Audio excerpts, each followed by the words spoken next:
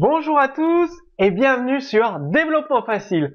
Dans ce nouveau cours consacré au framework Bootstrap 3, vous allez découvrir comment vous pouvez ajouter des effets sur les images, les mettre en forme très rapidement ou créer des zones, des contenus HTML complexes avec des images et que tout soit aligné parfaitement. Donc c'est parti. Donc le framework CSS Bootstrap 3 facilite énormément la mise en forme des images pour les rendre de façon professionnelle et élégante et sans connaissance approfondie avec CSS. C'est ça qui est génial.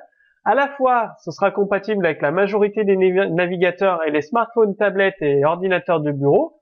Et en plus, à chaque fois, c'est des simples classes CSS à utiliser. Par exemple, vous allez voir tout à l'heure dans ce cours comment créer un carrousel, enfin un diaporama de photos.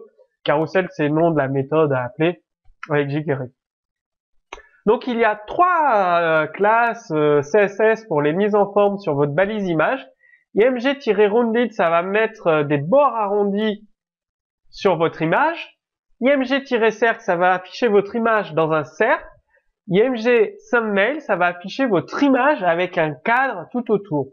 Bien évidemment, vous pouvez utiliser le système de grille, le fameux système de grille, c'est un des piliers du framework Bootstrap. Si vous ne savez pas à quoi ça sert, je vous renvoie, il y a 2 cours qui traitent de système de grille pour que vous appreniez à l'utiliser. Ça va vous permettre de modifier la taille des images en choisissant bien évidemment le nombre de colonnes sur 12 pour un smartphone, pour une tablette et pour un ordinateur de bureau.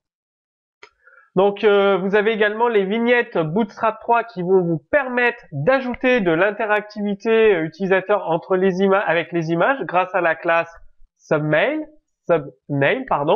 Donc par exemple un lien sur une image, etc. Ça permet également, cette classe thumbnail, de créer du contenu HTML complexe, comme je vous l'ai dit, avec une image et du texte en paragraphe tout autour pour une mise en forme. Bootstrap 3 contient un élément, c'est le diaporama photo par défaut avec un système de défilement automatique des photos, les flèches précédentes suivantes et les petits cercles à la Apple comme sur le site d'Apple pour choisir directement la photo à afficher. Donc il suffit d'utiliser les classes carousel, donc c'est très simple dans votre balise. Vous allez rajouter les classes carousel slide avec l'attribut dataride et ça va vous créer un carousel avec vos images. Donc c'est hyper rapide. Donc les images et le contenu HTML, eux, ils utilisent la classe CSS carousel-inner et les flèches de défilement, faut leur préciser la classe CSS carousel-control. Tout simplement, pour les petits cercles, à la Apple, c'est la classe carousel-indicator qu'il faut utiliser. Le diaporama, il possède plusieurs options de configuration via des attributs. L'attribut data intervalle, donc c'est la vitesse de défilement en millisecondes que vous renseignez. Vous avez l'attribut data pause, ça permet de faire une pause sur le défilement des photos. Et avec, vous cliquez 2 fois, pause, et après, ça peut reprendre le défilement des photos. Et vous avez par défaut, les photos, elles défilent indéfiniment. Si vous avez 3 photos, ça affiche la 1, la 2, la 3, ça reprend 1, 2, 3, 1, 2, 3. Vous avez l'attribut data wrap que vous mettez à false et ça va faire défiler les photos une seule fois. Vous pouvez arrêter le défilement des photos sur un simple clic grâce à l'API JavaScript. Il suffit d'appeler l'identifiant de votre diaporama.carousel pause pour reprendre le défilement .carousel cycle. Et là, avec la fonction carousel, vous pouvez afficher directement la photo que vous voulez, pas forcément la première. Donc elles sont numérotées à partir de 0, 0 jusqu'à votre dernière photo. Vous mettez dans carousel la valeur de votre photo. Si vous mettez 2, ça va afficher la 3e photo tout simplement. Et vous avez carousel next pour la photo précédente, next suivante, et prev pour la photo précédente. Tout ça, ça s'appelle avec l'API JavaScript, donc c'est du jQuery, tout ça, $, identifiant du carrousel, la méthode carousel, et le mot-clé prev, next, numéro de l'image, cycle, pause. Voilà. Je vous montre tout ça à travers un exemple. Alors, pour l'affichage des images, rien de plus simple. Balise IMG avec la classe, les coins arrondis, un cercle, l'image dans un cercle, ou sinon l'image dans un cadre.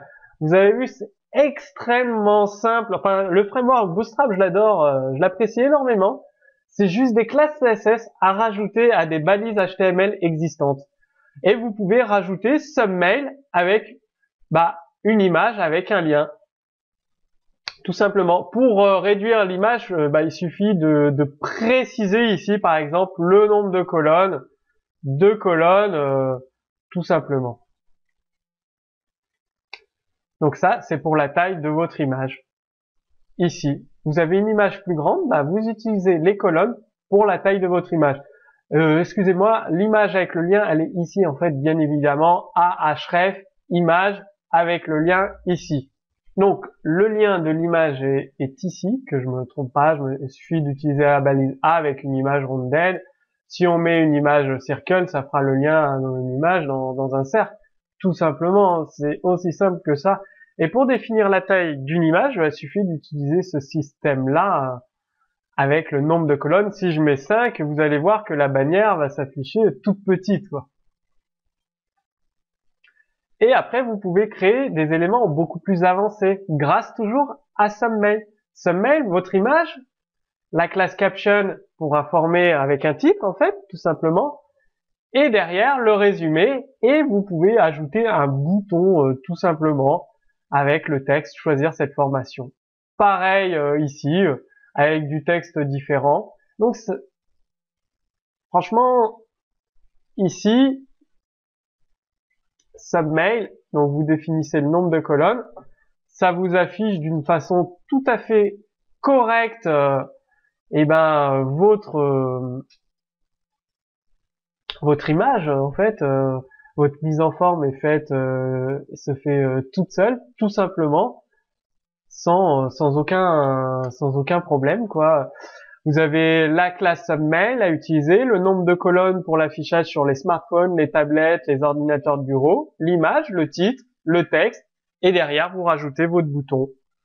3 fois, parce qu'il y a 3 éléments ici, et donc en fonction de la taille du périphérique, soit elles seront les unes sous les autres, mais toujours avec une mise en forme professionnelle, très sympa, ou alors, si on est sur une tablette, voilà, les unes à côté des autres.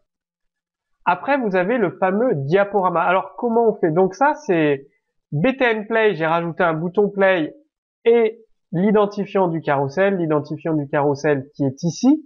Donc, vous ciblez l'identifiant du carrousel pour reprendre le diaporama, le mettre en pause. Et là, si vous voulez, c'est sur le clic. Si vous cliquez sur le diaporama, ça peut le mettre en pause ou le reprendre. Moi, j'ai préféré mettre des boutons Play, tout simplement. Et vous avez votre diaporama, donc la classe carousel slide,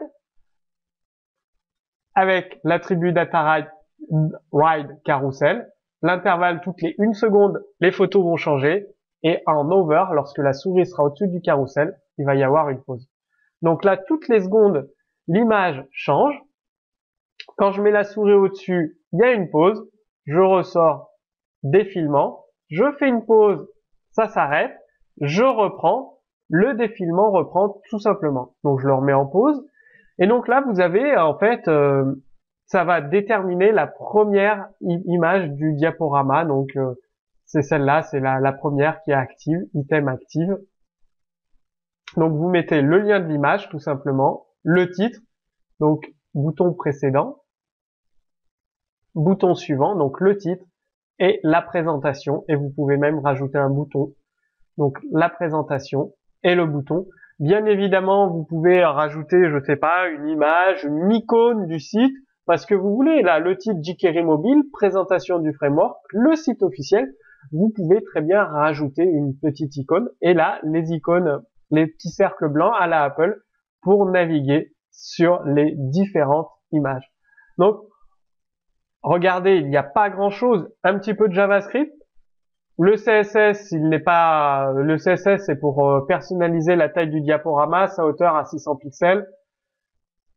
Donc ça, c'est moi qui l'ai mis, c'est pas indispensable. Vous pouvez ne pas l'ajouter. Je l'ai mis, ça permettait par rapport aux images que j'ai utilisées de l'adapter, d'adapter le diaporama aux images que j'ai utilisées. Vous avez le code, comme ça vous pourrez définir la taille de votre diaporama. Et donc, pensez à utiliser les classes carousel slide pour le CSS, les attributs nécessaires pour faire les différentes options du diaporama. Là, c'est les indicateurs. Donc les petits indicateurs, par exemple, si je recharge la page, on tombe sur l'image 1 automatiquement parce qu'elle est active. Je le mets en pause parce qu'il défile sinon. Et vous avez vos différentes images, l'image, le titre du carrousel, de l'image, la présentation et le lien, un bouton avec un lien. Vous pouvez bien évidemment rajouter une petite icône sur le bouton, ça c'est vous qui voyez.